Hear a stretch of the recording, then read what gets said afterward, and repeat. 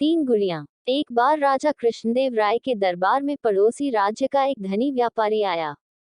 महाराज को प्रणाम कर वह बोला, महाराज, आपके राज्य में व्यापार के उद्देश्य से मेरा आगमन हुआ था। जहां भी मैं गया वहां आपके दरबार के मंत्रियों की बहुत प्रशंसा सुनी, तो मैं आपसे और आपके मंत्रियों से भेंट करने आ गया। आपने ठीक सुना है, हमारे मंत्री कर्मठ और बुद्धिमान हैं। महाराज कृष्णदेव राय बोले, महाराज आप आज्ञा दें तो मैं आपके मंत्रियों की एक छोटी सी परीक्षा लेना चाहता हूँ। व्यापारी बोला। जब महाराज ने आज्ञा दे दी तब व्यापारी ने अपने थैले में से तीन गुड़ियां निकाली जो दिखने में एक सरीखी थी। उन्हें महाराज को देते हुए वह बोला, महाराज, ये तीनों गुड़ियां दिखने में एक जैसी हैं, लेकिन इन सब में एक एक अंतर है। आपके मंत्रियों को वही अंतर पता लगाना है। मैं 30 दिनों के उपरांत पुनः दरबार में उपस्थित होऊंगा। आशा है तब तक आपके मंत्रीगण इसका उत्तर ढूंढ लेंगे। इतना कहकर वह चला गया। महाराज ने वो तीनों गुड़ियां तेनालीराम को छोड़कर अपने हर मंत्री को 3-3 दिनों के लिए दी ताकि वे उनमें अंतर ढूंढ सके, लेकिन कोई भी मंत्री इसमें सफल नहीं हो पाया। महाराज ने स्वयं भी उन गुड़ियों में अंतर ढूंढने का प्रयास किया, लेकिन वे भी सफल न हो सके।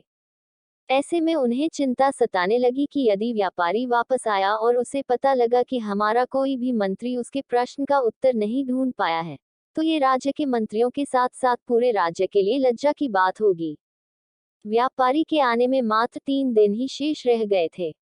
अब महाराज के पास अपने सबसे विश्वास पात्र तेनालीराम को बुलाने के अलावा कोई चारा शेष न था। उन्होंने तेनालीराम को बुलाया और उसे वह तीनों गुड़ियां देते हुए बोले, तेनालीराम, हमें लगा था कि व्यापारी की दी हुई इन 3 गुड़ियों में अंतर हमारे दरबार के मंत्री ही ढूंढ लेंगे, लेकिन ऐसा हो न सका। हम भी इसमें सफल न हो सके। अब तुम ही हमारी आखिरी आशा हो। हमें तुम पर पूर्ण विश्वास है कि तुम राज्य के सम्मान की रक्षा करोगे। तेनालीराम तीनों गुड़ियां लेकर घर चला गया। 2 दिनों तक बहुत देखने, समझने और सोचने के बाद भी उसे गुड़ियों में कोई अंतर समझ नहीं आया। तीसरे दिन भी वह सोचता रहा और शाम होते तक उसने वह अंतर ढूंढ लिया। रात में वह आराम से सोया और अगले दिन नियत समय पर दरबार पहुंच गया। वहां महाराज कृष्णदेव राय और सारे दरबारी उपस्थित थे, साथ ही पड़ोसी राज्य का व्यापारी भी। महाराज बोले, तेनालीराम, व्यापारी महाशय को तीनों गुड़ियों का अंतर बताओ।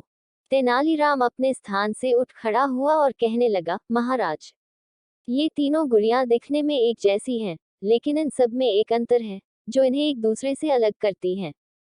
पहली गुड़िया के एक कान और मुंह में छेद है, दूसरी गुड़िया के दोनों कान में छेद है, तीसरी गुड़िया के बस एक कान में छेद है। बिल्कुल सही बोले तेनालीराम, लेकिन ये भी बताओ कि इन छेदों का अर्थ क्या है। व्यापारी बोल पड़ा। तेनालीराम ने सेवक से कहकर 3 पतले तार मंगवाए। पहला तार पहली गुड़िया के कान के छेद में डाला, वह मुंह के छेद से बाहर आ गया। सबको यह दिखाते हुए तेनालीराम बोला, ये पहली गुड़िया, जिसके एक कान और मुंह में छेद है, ऐसे व्यक्ति को दर्शाती है जिसे कोई गुप्त बात बताने पर वह उसे गुप्त न रखकर दूसरों को बता देता है। ऐसे व्यक्ति पर विश्वास नहीं किया जा सकता। फिर उसने दूसरी गुड़िया के कान के छेद में तार डाला, वह तार दूसरे कान के छेद से बाहर निकल आया। वह बोला, यह दूसरी गुड़िया, जिसके दोनों कान में छेद है, ऐसे व्यक्ति को दर्शाती है जो किसी भी बात को एक कान से सुनता है और दूसरे से निकाल देता है। ऐसा व्यक्ति आपकी किसी बात को कोई महत्व नहीं देता। फिर उसने तीसरी गुड़िया के कान में तार डाला, वह तार उसके अंदर ही रहा। यह दिखाकर तेनालीराम बोला, यह तीसरी गुड़िया ऐसे व्यक्ति को दर्शाती है जो किसी भी गुप्त बात को अपने हृदय में छुपाकर रखता है। ऐसे व्यक्ति पर पूर्ण विश्वास किया जा सकता है। तेनालीराम का उत्तर सुनकर महाराज और व्यापारी प्रसन्न हो गए। उन्होंने उसकी बुद्धिमानी की दिल खोलकर प्रशंसा की और पुरस्कार भी दिए। तब तेनालीराम बोला, महाराज, मैंने आपको इन 3 गुड़ियों के चरित्र का एक अन्य वर्णन भी बताता हूँ। पहली गुड़िया ऐसे व्यक्ति को दर्शाती है जो स्वयं ज्ञान प्राप्त कर वह ज्ञान दूसरों में बांटता है। दूसरी गुड़िया ऐसे व्यक्ति को दर्शाती है जो ज्ञान की बात भी कभी ध्यान से नहीं सुनता। तीसरी गुड़िया ऐसे व्यक्ति को दर्शाती है जो स्वयं तो ज्ञान प्राप्त कर लेता है, लेकिन वह ज्ञान अपने भीतर ही छुपाकर रखता है और कभी दूसरों को नहीं बताता। यह वर्णन सुनकर व्यापारी कहता है, तेनालीराम, तुम्हारे बारे में जितना सुना था, तुम उससे भी कहीं अधिक बुद्धिमान हो। व्यापारी महाराज कृष्णदेव राय से विदा लेकर चला जाता है। इस तरह तेनालीराम के कारण राज्य का सम्मान व्यापारी के सामने बच जाता है। अगर यह कहानी आपको पसंद आई हो तो प्लीज़ मेरे चैनल को लाइक, सब्सक्राइब और शेयर करें। धन्यवाद।